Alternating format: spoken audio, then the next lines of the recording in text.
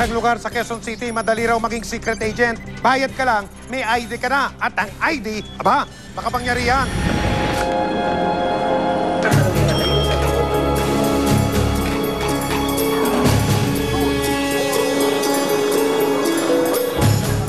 Ito ang punong tanggapan ng Anti-Narcotics International Assistance Group o NARIAG sa barangay Pasong Tabo, lungsod ng Quezon.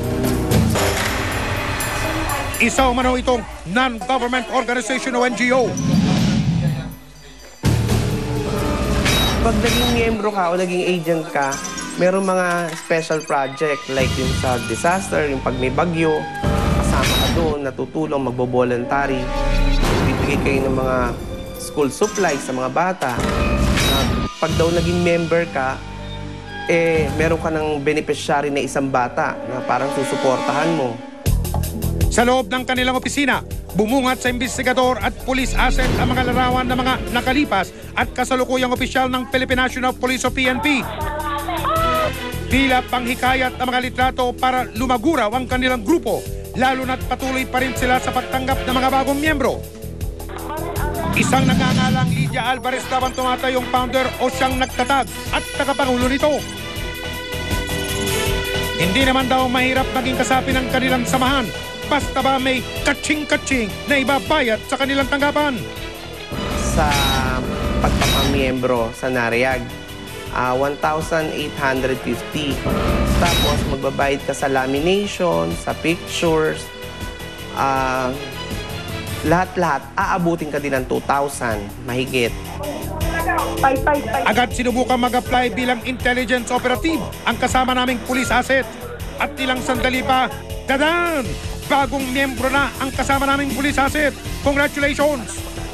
Sa second floor, pag akyat mo, magpapapicture ka sa anak na babae ni Mrs. Lydia. Sila yung gumagawa ng ID. Sa nakuwang ID, kapansin-pansin ang pangalan ng isang pulis na tumatayong advisor daw ng kanilang grupo. Matapos daw sumalang sa rush na proseso ng pagpapamiyembro, ihirangin bilang kasapi ng intelligence operative ang bagong kaanib ng kanilang grupo. Dagdag pa ng police asset, special powers daw na makukuha ang sinumang naging miyembro ng kanilang grupo. Kung nagpa-reserve ka ng ticket, ipe-present mo lang yung ID at saka yung badge. Yung, bibigyan ka na daw ng malaking discount.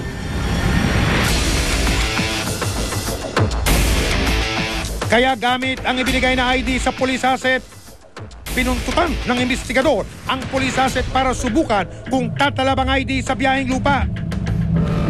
Pagdating namin sa mga bus station, sinabihan kami na hindi daw nila ino-honor yung pinresent naming ID. Wala daw talagang discount yun. At saka sa sinasabi nila, hindi sila pamilyar doon sa pinakita naming ID na NARIAG at saka yung badge. Ay, baka sa biyaheng tubig, pwede.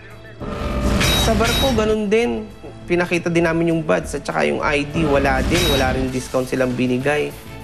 O siya. Subukan na nga rin pati sa biyaheng Himpapawid. Try nyo sa main office, sir. Kasi nabili kami ng discount. Try nyo po. Kasi sa amin wala po. Nung ginawa namin magpa-reserve, wala din naman kaming napala kasi napahiya lang kami. Naku, naloko na. Hindi gumana ang powers. Pero ito ang matindi. Ang mga may hawak daw ng ID, hindi lang parang pulis pangkalahatan. Mistulang hari ng karsada rin daw sila na walang pwedeng humarang. Pero nang itanong at ipinakita ng investigador at ng police asset sa mga traffic enforcer kung kilala nila ang inisyong ID para makaiwas huli, Conforme naman siguro yan, sir, eh. Kasi ngayon ko lang nakita yan, eh. Saan po ba galing yan? ay sus, waipek rin pala.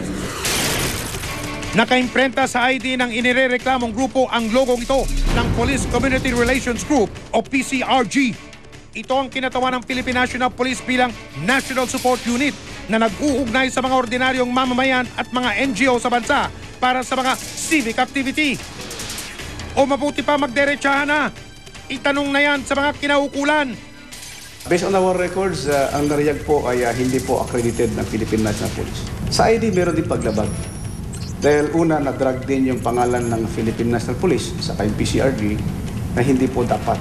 Sa kanila, nag-i-issue rin sila ng badge, no? Actually, yung pag-issue ng badge, wala naman sa batas yung kanilang pamimigay. Kumbaga, parang selling point lang nila ito para makakuha sila ng maraming miyembro. So yan po ay tinatawag natin na usurpation of authority. But wait, there's more! Meron pa palang nagreklamo sa kanila laban sa grupong ito. There are already two violations or complaints na na-receive namin, which is up to the present, the CIDG handled the investigation. So this is the second time. Sa pangangalap ng karagdagang impormasyon ng investigador, sumama ang ilang tauhan ng CIDG para makumpirma ang reklamo. Hindi raw nila pinahihintulutang umariba ang mga nananamantalang gumagamit ng pangalan ng pulisya. Isang entrapment operation ang isinagawa ng mga totoong alagad ng batas para mahuli sa akto ang leader ng Anti-Narcotics International Assistance Group sa pag-iikayat at pagtanggap ng bayad mula sa mga bagong miyembro.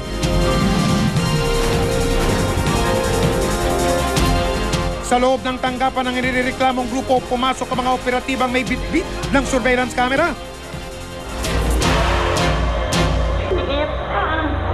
Nang makumpirma ang reklamo, kaagad nang nagpakilala ang mga pulis na harap-harapang nakatransaksyon nila. Bulaga! Sir, bakit naman ganun? Ako lang ang ginanyan nyo. Samantalang ang dami-dami. Organisation na magamit po talaga ng ganyan Alam nyo naman yun, sir. Alam May nyo instruction yun. na po sa inyo. Si DPO Sinasabi mismo sa ang akin. nagsabi na i-surrender nyo lahat ng ID na in-issue nyo. Sinasabi sa akin, Surrender palitan nyo ko sa lang, amin. Helen. Kunin mo yung pinapalitan natin, Helen. Surrender po ang lahat ng ID. Pinatawan po kita na Sir, alam mo, hindi lang ako ang pagsisira nito yung organisasyon ko. Iningatan ko po ng 20 taon. Tapos ganyan ho ang ginawa ninyo sa akin. Ang laki yung nang naitulong ko sa PNP. Sir, ito mga ito pinamimigay namin sa mahihirap ko. Hindi po, wala po kaming pakialam dyan sa pinagpamigay ninyong yan, madam, kasi maganda yung hangarin ninyo. Ang problema nga po, ginagamit ninyo ang PNP. Ginanyan ako, sir, sa totoo lang. Kasi meron na iingit na mga grupo sa akin. nagbigay po kayo ng ano sa miyembro Sa niyo media po yung kasama na natin. kakaroon ng discount.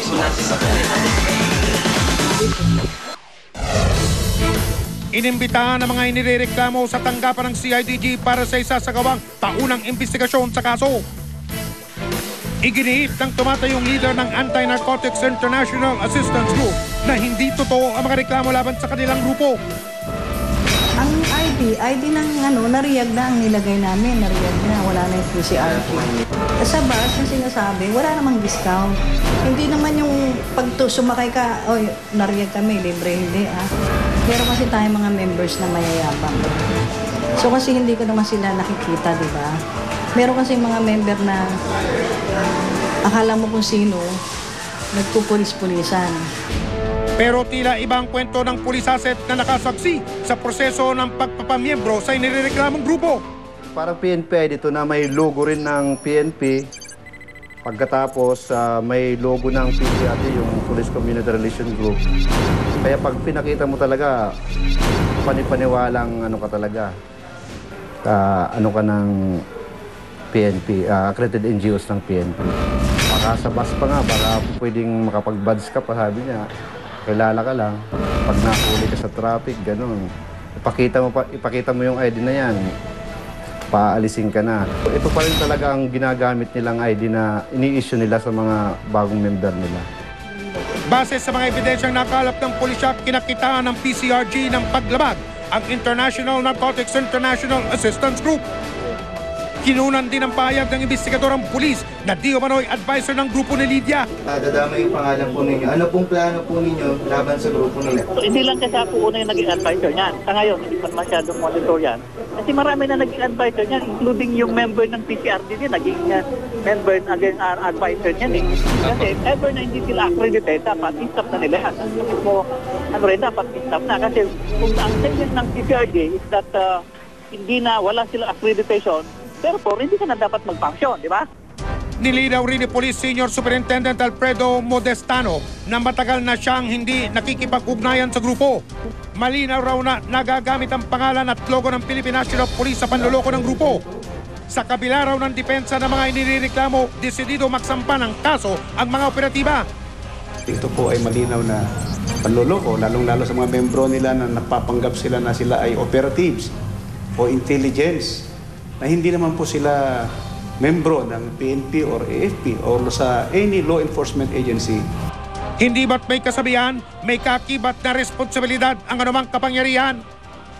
Dahil kung mailagay sa maling kamay, maaari itong gamitin sa panlalamang at kalokohan. Hanggat may anomalya, hanggat may napi, patuloy tayong umaksyon. Kaya makipagtulungan kayo sa investigador, ang mga abusado at ang mga manloloko. Huwag natin tatantanan. Hanggang sa muli, ako po ang inyong kapuso Michael Riquez at ito ang investigador.